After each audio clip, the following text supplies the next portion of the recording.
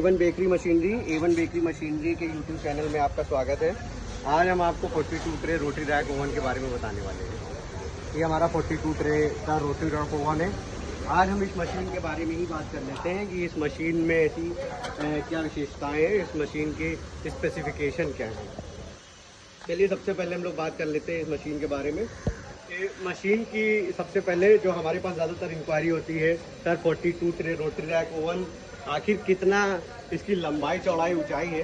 तो हम सबसे पहले तो आपको यही बताते हैं बेसिक सी चीज़ें। इसकी जो आप देख रहे होंगे, जो लेंथ देख रहे होंगे वो 6.5 फीट के अराउंड है, और जो इसकी ब्रेड्थ है वो 4 फीट के अराउंड है, जो हाइट जाती है लगभग 7 फीट के अराउंड। तो पहली बात हमने इसकी क्लियर कर ली कि भाई ये हमारी मशीन की लंबाई चौड़ाई ऊंचाई कितनी है। ज़्यादातर कस्टमर्स ने हमसे पूछा है।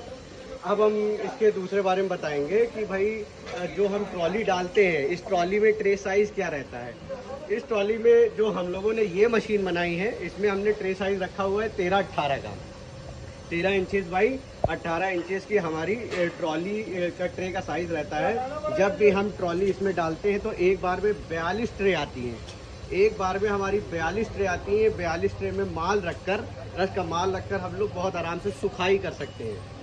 तो ये तो मशीन हालांकि ब्रेड बनाने के, रस्क बनाने के, कुकीज़ बनाने के और भी बहुत सारे बेकरी के जितने भी आइटम्स हैं सभी बनाने के काम आती है। लेकिन आज हम चूँकि बेकरी मशीन के केवल स्पेसिफिकेशन की बात कर रहे हैं तो हम लोग इसी को समझ लेते हैं।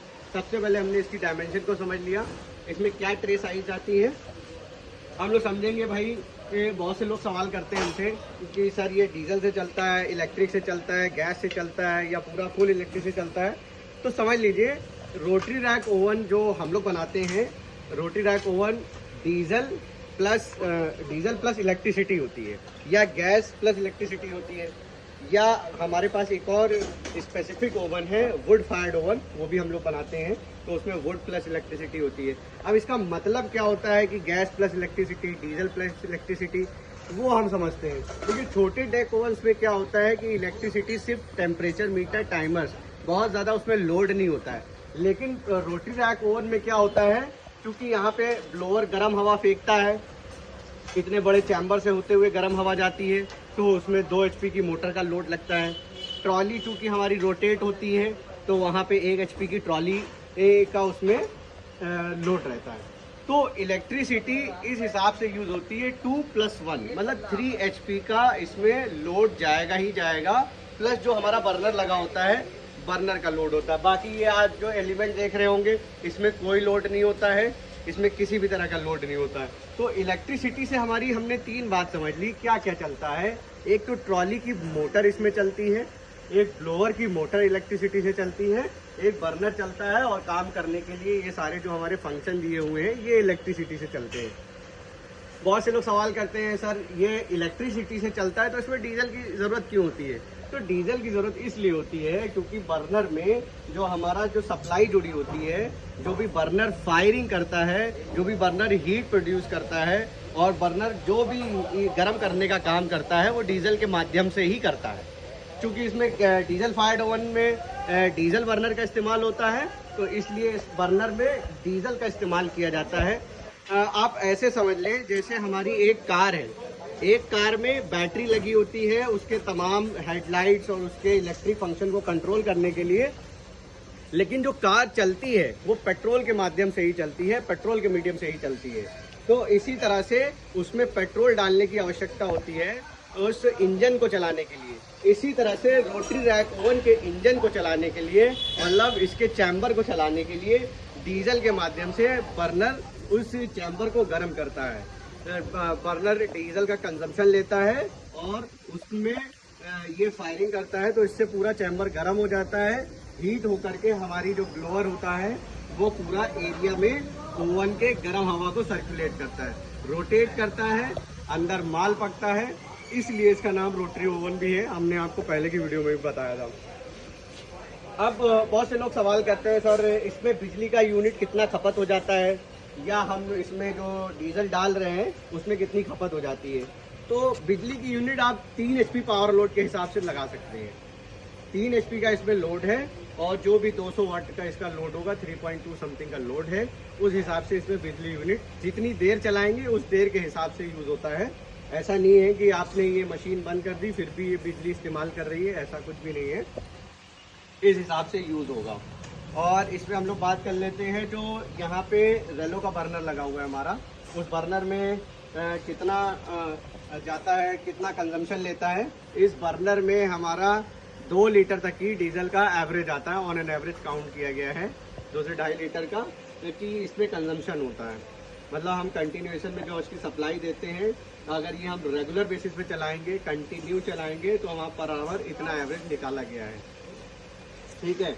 और इसमें जो हमने आपको दिखाई रहे हैं, क्योंकि ये हमारी पूरी मशीन आप देख सकते हैं फुल स्टील की बनी है, इसमें फ्रंट में भी पूरा स्टील का इस्तेमाल किया गया है, ये बैक साइड्स में भी पूरा स्टील का है, और तो इसके पूरे बैक साइड में भी पूरा स्टील का, तो फुल स्टेनलेस स्टील की बनी हुई ये मशीन है। आप देख लीजिए, ये मशीन है, ये साइड में जितने भी पैनल हैं वो स्टील के लगे हुए हैं, इसके पीछे भी स्टील के पैनल लगे हुए हैं, ये अंदर जितना भी मटेरियल लगा हुआ है सामने, ये भी पूरा स्टील का लगा हुआ है, फोरहेड भी सब स्टील का है। तो पूरा ये हम लोग स्टील बॉडी में ये ओवन बनाते हैं। अब देखिए, हम लोग बात कर लेते हैं, इसके ओवन दिखाते हैं। ये रेलो कंपनी का ओवन लगा हुआ, रेलो कंपनी का बर्नर है, ये G5 करके मॉडल आता है इसका, ये बर्नर है। ये बर्नर की ही मैंने कंजम्पशन बनाई थी, ये बर्नर का ही इस्तेमाल होता है कि हमें डीजल के लिए ये इनलेट आउटलेट पाइप दिए हुए हैं, ये हम इसमें टैंक में कनेक्ट कर देते हैं तो बर्नर से कनेक्ट हो जाता है। फिर जब हम ये ओवन चालू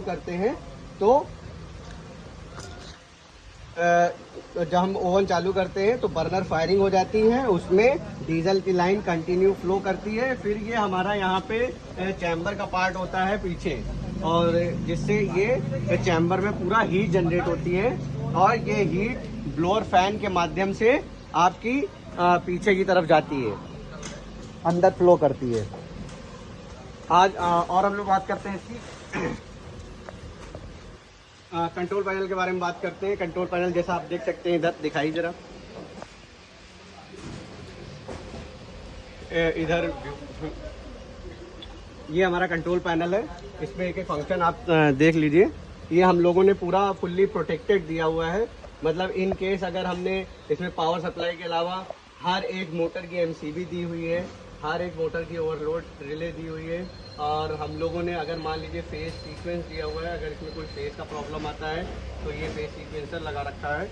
और हम लोग इसमें 3-4 मीटर की आपको एक्स्ट्रा केबल भी प्रोवाइड करते हैं 4 की, ताकि आप सिर्फ इस ओवन को प्लग करें, ऑन करें, आपका ओवन चालू हो जाएगा। तो यही कंट्रोल पैनल के पास आपका बर्नर आपको इस ओवन में दिया जाता है। और ये बर्नर पे यहाँ पे ये देखते हैं हम लोग, ये दिया हुआ है जो पाइप, ये केवल हीट विजिट करने के लिए दिया हुआ है कि इसमें हीट जा रही है कि नहीं जा रही है। ये हम लोग बंद करते हैं। ये वाले पार्ट को समझ लेते हैं। ये वाला पार्ट हमने समझ लिया, यहाँ पे हमारा कंट्रोल पैनल लगा हुआ है, यहाँ पे हमारा बर्नर लगा हुआ है। वो बर्नर अंदर चैम्बर को गर्म करता है, और वो गर्म करने के बाद मैंने बोला था वो जो गर्म हवा होती है वो यहाँ आती है, गर्म हवा यहाँ आती है, और यहाँ से हमारा रोटरी रैक ओवन की जो ट्रॉली हम लोग पुट करते हैं और इसके थ्रू लॉक कर देते हैं। ट्रॉली उसमें पुट करने के बाद इसको लॉक कर देते हैं, और फिर हम इसको कंट्रोल पैनल को ऑन कर देते हैं। तो यहाँ से गर्म एयर इससे पास होती है और इधर साइड में चली जाती है। होता क्या है, जब भी ये गर्म एयर इक्वली डिस्ट्रीब्यूट होती है, ट्रॉली के हर एक एरिया से इक्वली ट्रांसफ़र होकर निकलती है, तो हमारा माल भी हमारा बहुत अच्छा बेक होता है।